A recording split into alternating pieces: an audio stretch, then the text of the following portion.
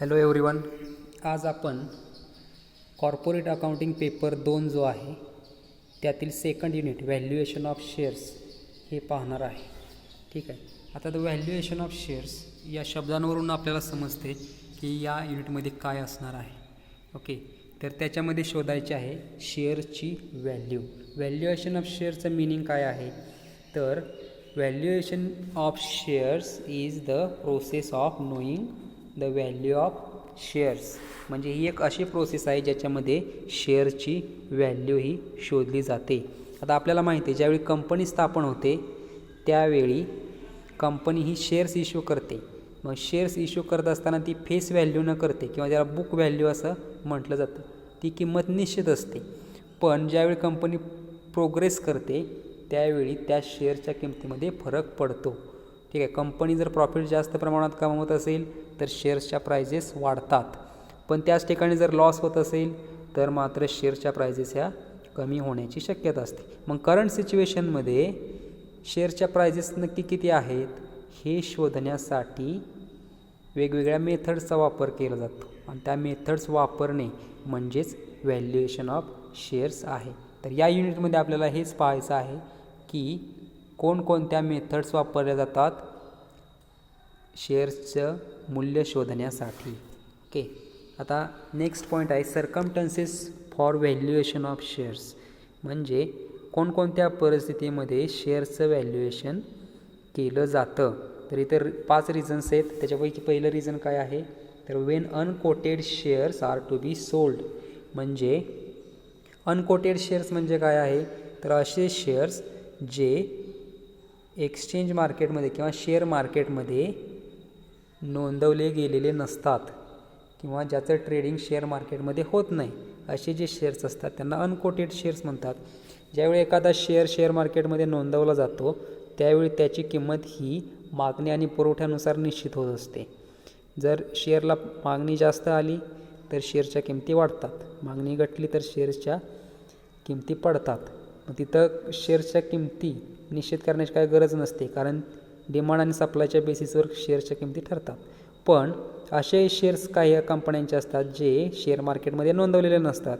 मग त्या शेअर्सच्या जर किमती शोधायच्या असतील तर आपल्याला शेअरचं व्हॅल्युएशन करावं लागतं. त्यानंतर सेकंड रिझन आहे फॉर इस्टेट ड्युटी पर्पज. म्हणजे इस्टेट ड्युटी जी द्यायची असेल किंवा जो टॅक्स द्यायचा असेल तो कंपनीच्या कॅपिटलायझेशनवर अवलंबून असतं. कॅपिटलायझेशन कंपनीच्या शेअरच्या किमतीवर अवलंबून असतं. मग त्यासाठी किती आपल्याला ड्युटी द्यायची आहे ते शोधण्यासाठी शेअरच्या व्हॅल्यू शोधाव्या लागतात. त्यानंतर नेक्स्ट आहे at the time of amalgamation absorption and reconstruction. म्हणजे अमालगमेशन म्हणजे काय, ज्यावेळी 2 कंपन्या एकत्र येऊन नवीन कंपनी स्थापन करतात. मग 2 कंपन्या एकत्र येत असताना त्या कंपनीची व्हॅल्यू माहिती पाहिजे, कंपनीच्या शेअर्सची व्हॅल्यू माहिती पाहिजे. ॲब्सॉर्प्शन म्हणजे ज्यावेळी एक कंपनी दुसऱ्या कंपनीला खरेदी करते.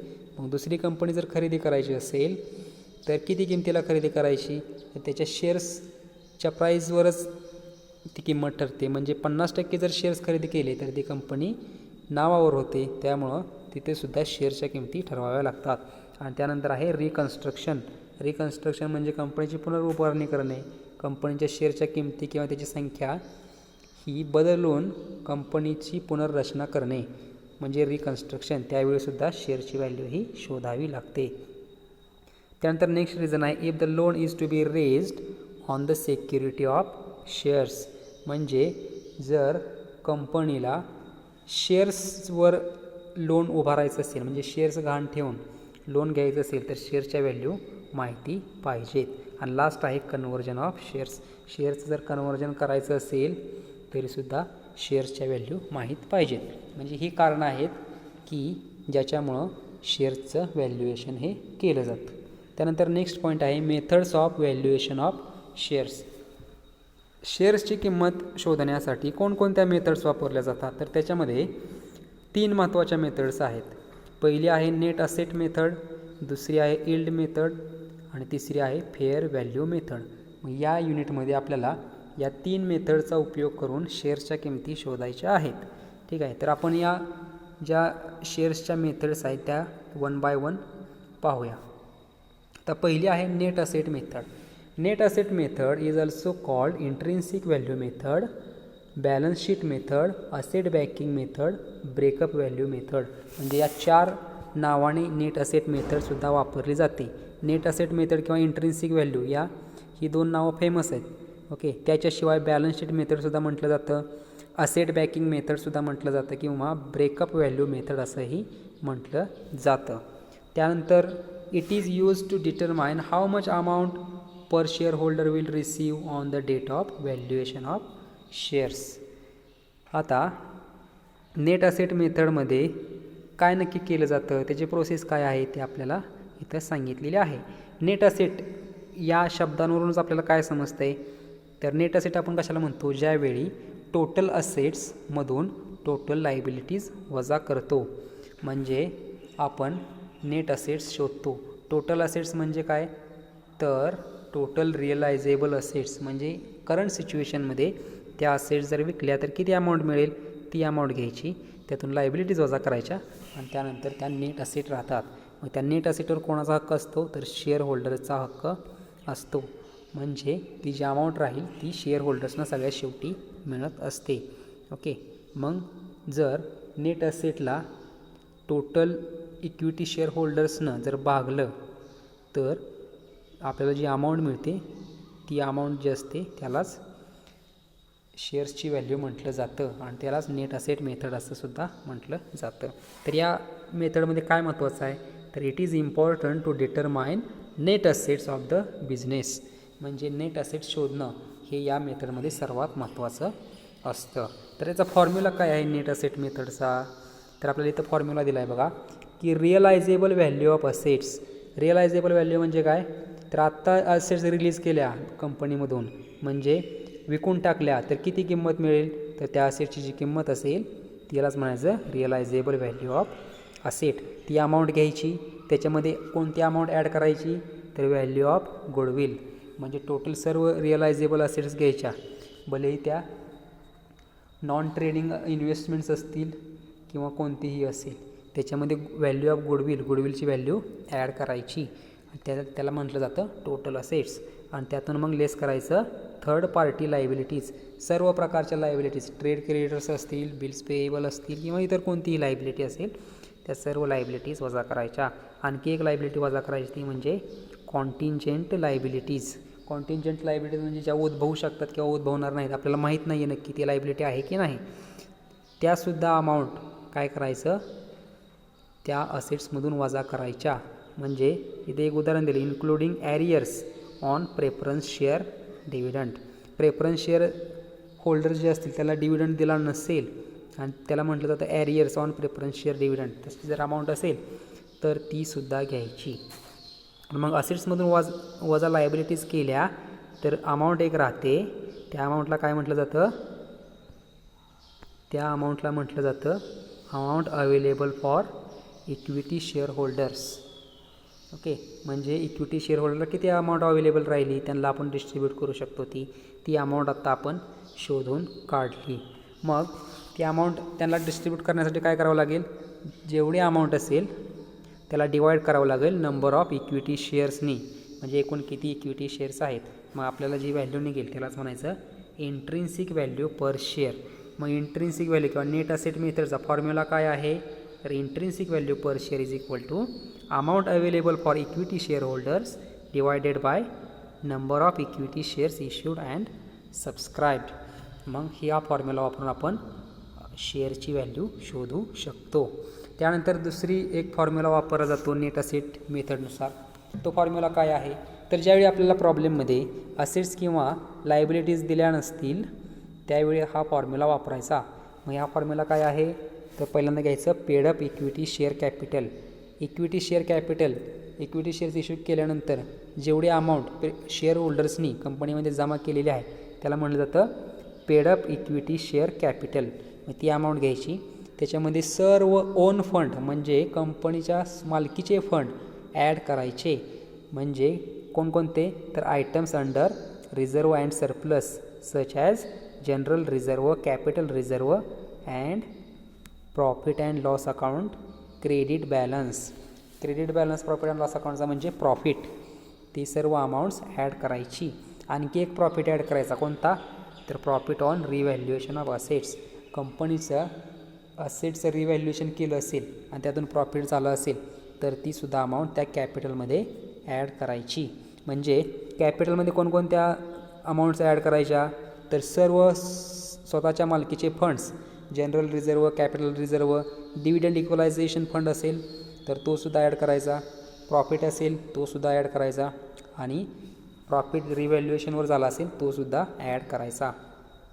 जी अमाऊंट निघेल त्यातून काही आयटम्स लेस करायचे. तर कोणते आयटम्स लेस करायचे? जर लॉसेस असतील तर ते लेस करायचे. म्हणजे items under miscellaneous expenditure and losses such as discount on debentures, underwriting commission, preliminary expenses and profit and loss debit balance.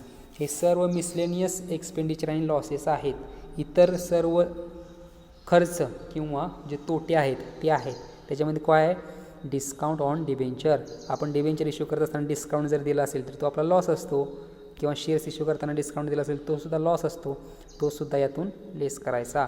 Under writing commission, shares issue विकत असताना जर आपण अंडर रायटर थ्रू विकत असतो तर त्याचं जे कमिशन आहे ते सुद्धा वजा करायचं. प्रिलिमिनरी एक्सपेन्सेस, कंपनी स्थापन करत असताना जो खर्च झाला असेल तोसुद्धा वजा करायचा. आणि प्रॉफिट अँड लॉस अकाउंटचा डेबिट बॅलन्स म्हणजे लॉस तोसुद्धा वजा करायचा. आणि आणखी एक लॉस वजा करायचा, तो म्हणजे loss on revaluation of assets. म्हणजे कंपनीनं रिव्हॅल्युएशन केलं असेल असेट्सचं तर त्यातून लॉस झाला असेल तर तोसुद्धा अमाऊंट लेस करायची. आणि जी अमाऊंट राहील त्यालाच म्हणायचं नेट असेट्स किंवा profit available to equity shareholders. मग तो amount available for equity shareholders जर शोधली, त्याला डिवाईड केलं नंबर ऑफ इक्विटी शेअर्सनी, तर आपल्याला अमाऊंट निघते शेअरची नेट असेट मेथडनुसार. तर या पद्धतीने हे दोन फॉर्म्युले वापरून आपण एक्झाम्पल सॉल्व करायचे आहेत. ठीक आहे. आता नेट असेट मेथडनुसार आपण शेअरच्या किमती शोधत असताना कोणती प्रोसिजर वापरली जाते, कोणत्या स्टेप्स फॉलो करायच्या, तर त्या स्टेप्स इथं दिलेल्या आहेत. पहिली स्टेप बघा. Net assets means total realisable assets including non trading investments and goodwill less third party liabilities. Net asset कशा शोधून काढायच्या ते पहिल्यांदा आपल्याला सांगितलं आहे. कशा शोधून काढायच्या? तर टोटल रिअलायझेबल असेट्स घ्यायच्या, म्हणजे असेट्स विकून जेवढी किंमत मिळणार असेल ती किंमत घ्यायची. त्यात नॉन ट्रेडिंग इन्व्हेस्टमेंट्स म्हणजे ज्याचा ट्रेड केला जात नाही, लाँग टर्म इन्व्हेस्टमेंट असतील त्या घ्यायच्या, गुडविल घ्यायचं आणि त्यातून वजा करायचं टोटल थर्ड पार्टी लायबिलिटीज, सर्व लायबिलिटीज वजा करायच्या. आता खाली काय सांगितलं बघा, मिसलेनियस एक्सपेंडिचर्स इथं घ्यायचे नाहीत. जर आपण पहिल्या मेथडनुसार एक्झाम्पल सॉल्व करत असू तर मिसलेनियस एक्सपेंडिचर घ्यायचे नाहीत. म्हणजे preliminary expenses, discount on debentures, underwriting commission, profit and loss debit balance हे कन्सिडर करायचे नाहीत. दुसऱ्या मेथडनुसार जर आपण एक्झाम्पल सॉल्व करत असू तर मात्र हे आयटम्स घ्यायचे. त्यानंतर तिसरा आहे contingent liabilities are to be considered. पहिल्या मेथडनुसार आपण एक्झाम्पल सॉल्व करत असू, कोणती मेथड आहे ती? तर ही मेथड आहे. Total realisable value of assets, value of goodwill, third party, त्यातून थर्ड पार्टी लायबिलिटीज वजा करायच्या आणि कॉन्टिजेंट लायबिलिटीज वजा करायच्या. ही जर मेथड आपण वापरत असू तर ही प्रोसिजर फॉलो करायची, कॉन्टिजेंट लायबिलिटीज ॲड करायच्या. आणि त्यानंतर चौथा आकडा बघा. If there is a depreciation fund and no change in the value of asset are given then this fund is deducted from that asset. जर आपल्याला एक्झाम्पलमध्ये डेप्रिसिएशन फंड दिला असेल आणि असेट दिली असेल पण त्या असेटच्या व्हॅल्यूमध्ये कोणताही चेंज दाखवला नसेल तर तो डेप्रिसिएशन फंड त्या असेटमधून वजा करायचा. हवेवर if realisable value is given separately then depreciation fund is not considered. म्हणजे जर त्या असेटची रिअलायझेबल व्हॅल्यू म्हणजे असेट विक्री करून जेवढी अमाऊंट आपल्याला येईल ती अमाऊंट जर दिली असेल तर त्यातून डेप्रिसिएशन फंड वजा करायचा नाही. पण जर रिअलायझेबल व्हॅल्यू दिली नसेल तर काय करायचं? डेप्रिसिएशन फंड वजा करायचा. आणि लास्ट आहे if realisable value of assets are not mention then book values are to be taken. जर एक्झाम्पलमध्ये आपल्याला रिअलायझेबल व्हॅल्यूज दिल्या नसतील तर बुक व्हॅल्यू घेऊन मग नेट असेट्स शोधून काढायच्या. या पद्धतीने प्रोसिजर आपण एक्झाम्पल सॉल्व करताना फॉलो करायची. आता त्यानंतर ही आता पहिली मेथड झाली नेट असेट मेथड. त्यानंतर आपल्याला दुसरी मेथड जी पाहायची आहे ती आहे यील्ड बेसिस किंवा मार्केट व्हॅल्यू मेथड. म्हणजे यील्ड मेथड म्हणजे काय आहे तर ही भविष्याचा शोध घेते. म्हणजे भविष्यामध्ये कंपनी किती प्रॉफिट कमवेल, किती डिव्हिडंड देईल, त्या अपेक्षेवर किंवा किती डिव्हिडंड कंपनीनं डिक्लेअर केलेला आहे त्याच्या बेसिसवर ज्यावेळी शेअरची व्हॅल्यू शोधली जाते त्यावेळी त्याला म्हटलं जातं यील्ड मेथड किंवा market value method. Market value म्हणजे मार्केटमध्ये जे प्राईस चालली असेल किंवा मार्केट करंट सिच्युएशनमध्ये कंपनी जो प्रॉफिट कमवत असेल किंवा डिव्हिडंड डिक्लेअर करत असेल त्याच्यावर जी मेथड अवलंबून असते त्यालाच म्हटलं जातं यील्ड बेसिस किंवा मार्केट व्हॅल्यू मेथड. मग ह्या मेथडनुसार कशा पद्धतीनं शेअरच्या व्हॅल्यू शोधल्या जातात तर त्याच्यामध्ये एकूण 3 मेथड्स आहेत. पहिली मेथड जी आहे त्याचं सूत्र काय आहे, त्याचा फॉर्म्युला काय आहे तर dividend in the term of rupee. म्हणजे कंपनीनं डिव्हिडंड किती डिक्लेअर केलेला आहे तो रुपयांमध्ये. त्यानंतर divided by normal rate of return. म्हणजे डिव्हिडंड जो आहे तो शेअर होल्डर्स किती एक्सपेक्ट करतात तो जो रेट असेल मार्केट रेट त्यानं त्याला डिवाईड करायचं आणि गुणिले 100 केलं तर आपल्याला शेअरची प्राईस मिळते. त्यानंतर किंवा दुसरा फॉर्म्युला वापरला जाऊ शकतो तो काय आहे तर पेडअप व्हॅल्यू ऑफ शेअर. शेअरची पेडअप व्हॅल्यू जी असेल ती घ्यायची, त्याला गुणायचं पॉसिबल रेट ऑफ रिटर्न. म्हणजे किती रिटर्न मिळणार आहे एका शेअर मागं तो रिटर्न जो डिव्हिडंड असेल डिव्हिडंडचा रेट जो असेल तो घ्यायचा आणि त्याला डिवाईड करायचं normal rate of dividend.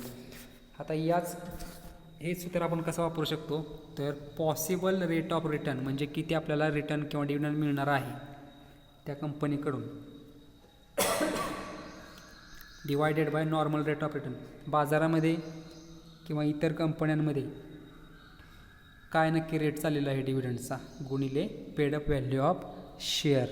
Okay, म्हणजे किती ती कंपनी देईल डिव्हिडंड भागिले किती नॉर्मल रेट ऑफ रिटर्न मार्केटचा रेट ऑफ रिटर्न काय आहे गुणिले पेडअप व्हॅल्यू ऑफ शेअर. या पद्धतीने जर आपण फॉर्म्युला करून अमाऊंट कॅल्क्युलेट केली तर त्याला यील्ड बेसिस असं म्हटलं जातं.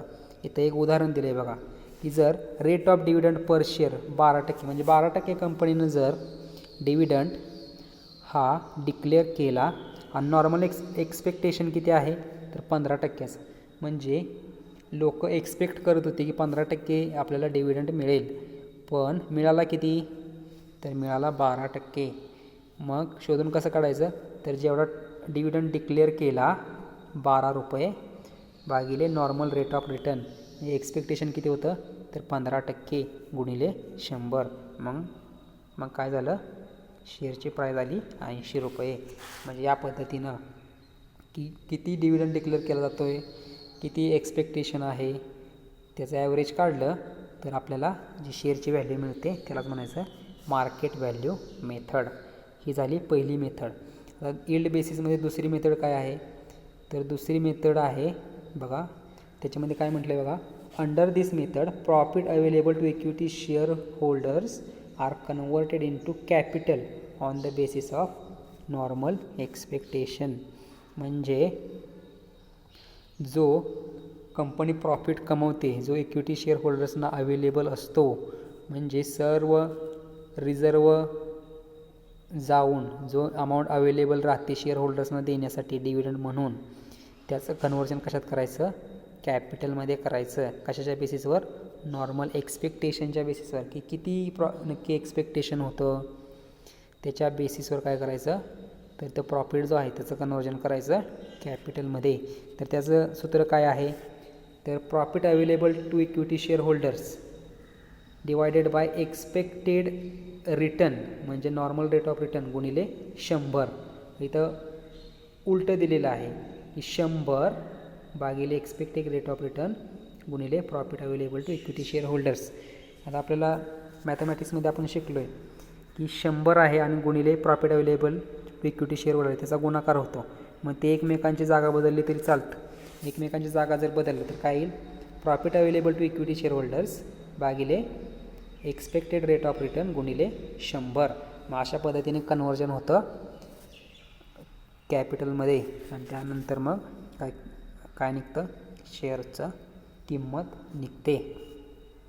याचं एक उदाहरण दिले बघा की जर subscribed capital is 10,000 shares of ₹100 each. Subscribed capital किती आहे तर 10,000 शेअरचं आहे. एक शेअर आहे 100 रुपयाला आणि प्रॉफिट इज अर्न ₹1,50,000 आणि त्या कंपनीनं प्रॉफिट किती कमवला तर 1.5 लाख रुपये कमवला आणि नॉर्मल एक्सपेक्टेशन किती आहे तर 10%. म्हणजे 10% एक्सपेक्टेशन असणे म्हणजे काय तर आपण 100 रुपये कंपनीमध्ये गुंतवले असतील तर आपल्याला 10 रुपये डिव्हिडंड मिळेल. असं जे एक्सपेक्टेशन असतं शेअर होल्डर्सचं त्यालाच म्हणलं जातं नॉर्मल रेट ऑफ एक्सपेक्टेशन. मग फॉर्म्युला काय आहे तर profit available to equity share holder किती रुपये आहे तर 1.5 लाख भागिले एक्सपेक्टेड रेट ऑफ रिटर्न किती आहे तर 10%. मग 1.5 लाख भागिले 10 गुणिले 100 किंवा असंही केलं जातं 100 भागिले 10 गुणिले प्रॉफिट अवेलेबल. मग प्रॉफिट अवेलेबल किती आहे 1.5 लाख. तर मग त्याचं कन्वर्जन आपण कशात केलं कॅपिटलमध्ये केलं बरोबर. कॅपिटल किती निघालं 15 लाख रुपये. मग 15 लाख रुपये जर निघालं असेल तर त्या 15 लाख कॅपिटलला जेवढे शेअर्स असतील त्या शेअर्सनं भागायचं. एकूण शेअर्स किती आहेत तर 10,000. मग आपण काय करायचं कॅपिटल घ्यायचं 15 लाख भागिले 10,000 करायचं. मग व्हॅल्यू निघते शेअर्सची 1.5 लाख. या पद्धतीनं शेअर्सची व्हॅल्यू शोधायची. त्यानंतर तिसरी एक मेथड आहे. ती मेथड ही जी आहे ती मोठ्या कंपन्यांसाठी सुटेबल आहे. तर त्याच्यामध्ये कोणतं सूत्र वापरलं जातं बघा की profit available to equity share holders भागिले paid up equity share holders गुणिले 100. आता मागच्या जे आपण सेकंड मेथड बघितली इथं की कॅपिटल अवेलेबल भागिले नंबर ऑफ शेअर्स तीच इथं मेथड आहे. Profit available to equity share holders भागिले equity paid up equity share holders गुणिले 100. मग यानुसार कॅल्क्युलेशन करून सुद्धा शेअरची प्राईस निघते. अशी ही प्राईस निघाल्यानंतर पुन्हा काय करायचं तर रेट ऑफ प्रॉफिट घ्यायचा. रेट ऑफ प्रॉफिट म्हणजे काय वरचं जे सूत्र आपण वापरलेलं आहे की profit available to equity share holders भागिले पेड ऑफ शेअर होल्डर्स गुणिले 100. ते निघालं रेट ऑफ प्रॉफिट भागिले normal expectation normal rate of return म्हणजे किती एक्सपेक्ट केलं जातं शेअर होल्डर्सकडून गुणिले paid up amount of share म्हणजे किती शेअर मागं शेअर होल्डर्सनी पैसे पेड केलेले आहेत. मग या कॅल्क्युलेशननं सुद्धा यील्ड मेथडनं शेअरची व्हॅल्यू निघते. आणि त्यानंतर शेवटचं जे मेथड आहे त्याला म्हटलं जातं फेअर व्हॅल्यू मेथड. आता ही मेथड नाही आहे तर पहिल्या ज्या 2 मेथड्स आहेत त्याचं फक्त ॲव्हरेज काढायचं. म्हणजे इंट्रिन्सिक व्हॅल्यू मेथडनं जी शेअरची प्राईस निघली मार्केट व्हॅल्यू म्हणजे यील्ड बेसिसनं जी शेअरची प्राईस निघली त्याचं ॲडिशन करायचं म्हणजे त्याची बेरीज करायची आणि त्याला भागायचं 2नं आणि त्यानंतर जी प्राईस निघेल त्यालाच फेअर व्हॅल्यू मेथड असं म्हटलं जातं. म्हणजे आपल्याला पहिल्या 2 मेथड्सच माहीत पाहिजेत किंवा त्याच जर चांगल्या जमल्या तर तिसरी मेथड नुसतं ॲव्हरेज काढायचं आहे. ओके. तर या पद्धतीनं शेअर्सच्या व्हॅल्यू ह्या शोधल्या जातात. मग याच्यावर जे एक्झाम्पल्स आहेत ते आपण नेक्स्ट लेक्चरला पाहूया. धन्यवाद.